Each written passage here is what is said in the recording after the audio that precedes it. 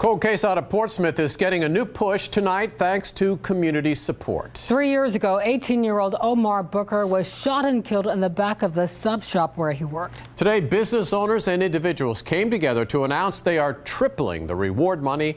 Robert Boyd has that story. Well, earlier tonight, family and friends of Omar Booker held a candlelight vigil outside the sandwich shop where he was killed 3 years ago, back in January 2015, and still up to this point, no arrests in the case. The family says they know there are people out there that have the information that the police need, and they're just hoping they come forward. We know where Omar is, Lord. We know that he's looking down on us, Father God. Justice for Omar. Those were the prayers that rung out in Portsmouth Thursday. Among the family, friends, and law enforcement was Omar's 4-year-old son, Quentin, still trying to understand why Daddy isn't coming home. And every time that door opened, he thought it was his dad, and I had to tell him, no, it's not your dad, your dad's not coming home, but he know his daddy's in heaven. Omar's mother, Maxine Vinson, says her family won't have closure until her son's killer is behind bars. It's not fair for them to run around and took somebody's life because they think they can and nothing and no punishment behind it. Booker was a cook at Philadelphia Cold Cuts. It was the evening of January 20th, 2015, that he was taking out the trash when someone shot Omar, killing him. Business owner George Fuller has kept the sub shop closed ever since. I just didn't want to work here anymore without him. I mean, he was very special. Surveillance video captured 2 people running from the back door, but police were unable to identify the suspects. Fuller immediately put up a $10,000 reward. On Thursday, that reward was increased to a grand total of $31,000, thanks to a group of businesses and individuals from the community, organized by former Governor Bob McDonnell. I believe with all my heart somebody in this community knows something about this case, and we urge you from the bottom of our hearts to come forward, tell the police chief and the detectives what you know, and let's bring this case to a close. If anyone out there does have information on this case, you're being asked to call Portsmouth Police. And if you want to remain anonymous, that's okay. Just call the crime line at 188-LOCK-YOU-UP. In Portsmouth, Robert Boyd, 13 News Now. Pizza delivery driver is in critical condition after he was shot in broad daylight at the Cottage Grove Apartments near Warwick Boulevard in Newport News. The driver had just dropped off a pizza when he came back, this time bleeding. The customer telling us today, at first he thought the driver was joking, but then he called 911 and did everything he could to help.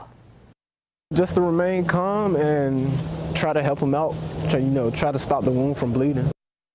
Tonight, Chanu heard talks to a pizza shop owner who has been in the business for decades. He told Chanu how he's changed his operation to protect his drivers.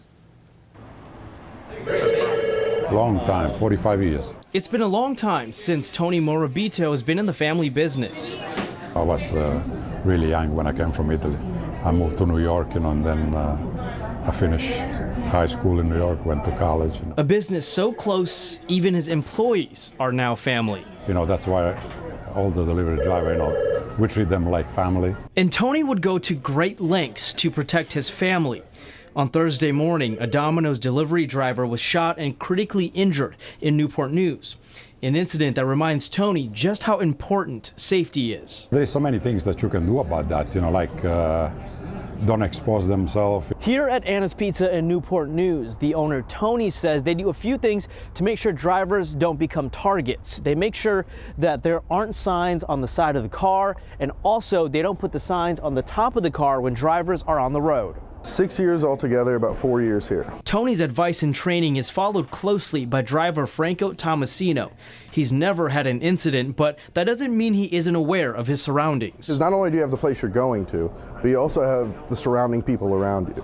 You could, anybody could just walk up to you at any point. 45 years and running. I'm getting too old for this, yeah.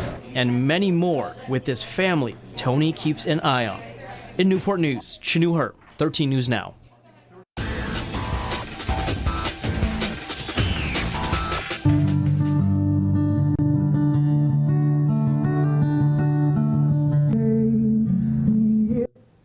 A show of solidarity tonight at a park in Benton, Kentucky. Hundreds of people lit candles for the victims of Tuesday's deadly school shooting. The pain was visible on many faces. Tuesday, a 15-year-old opened fire at his high school, killing 2 students. also 15 years old. More than a dozen others were wounded.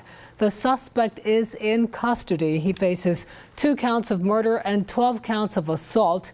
In Kentucky, the assault charge carries the same penalty as attempted murder. Now, the disturbing case of child neglect is in the headlines, this time in Wisconsin. A mother is accused of forcing her 3 children, ages 12, 14, and 16, to live in unspeakable conditions. Investigators say the kids were living in a house with no heat, no electricity, or running water.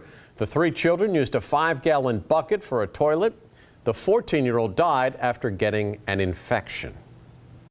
Well, it's just shocking. It's just someone to mistreat their child like that, and just like the case in California with them 12 kids, it's just unbelievable. It's just unbelievable.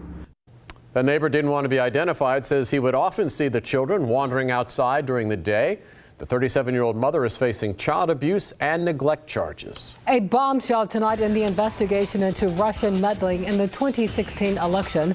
President Trump reportedly wanted to fire Robert Mueller, who is leading the investigation. USA Today, citing a New York Times article, reports the president gave the order for the firing in June, but backed down at the advice from top White House counsel. Just yesterday, President Trump told a group of reporters that he is looking forward to talking to Mueller about the investigation and that he would do it under oath.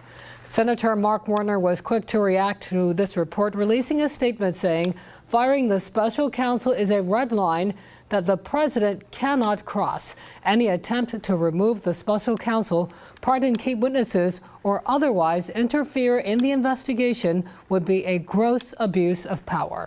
There is more turmoil in Washington tonight. The White House unveiled a proposal that provides a pathway to citizenship for nearly 2 million illegal immigrants. This is essentially a compromise in exchange for new restrictions on legal immigration and billions of dollars in border security. While some in Congress support the plan, there are lawmakers from both sides blasting it. ABC's Arnett Saenz has more. The White House is throwing a potential lifeline to the dreamers. President Trump's new immigration plan offers a path to citizenship to 1.8 million undocumented young people brought to this country as children. That's more than double the number currently protected by DACA. In a CNBC interview, the president shared his hopes for the dreamers. These are good people. These are people that should be able to stay in this country. We're going to solve the DACA problem. The move is a major concession to Democrats and could upset some in his own party. But the president is asking for something in return. On day 1, we will begin working on an impenetrable, physical, tall, powerful, beautiful southern border wall. It's a real wall. This is a wall that's a heck of a lot higher than the ceiling you're looking at. The White House wants $25 billion for his wall and beefed up border security. They're also seeking major cuts to legal immigration. Families would only be allowed to sponsor spouses and minor children for citizenship. Parents and siblings would no longer be allowed. And they want to end the visa lottery program, shifting the focus on skilled workers. The White House will present the plan to the Senate on Monday, and they are hoping the legislation will be taken up just before the next shutdown deadline on February 8th. But already Democrats and Republicans are expressing criticism. Arnett Saenz, ABC News, Washington.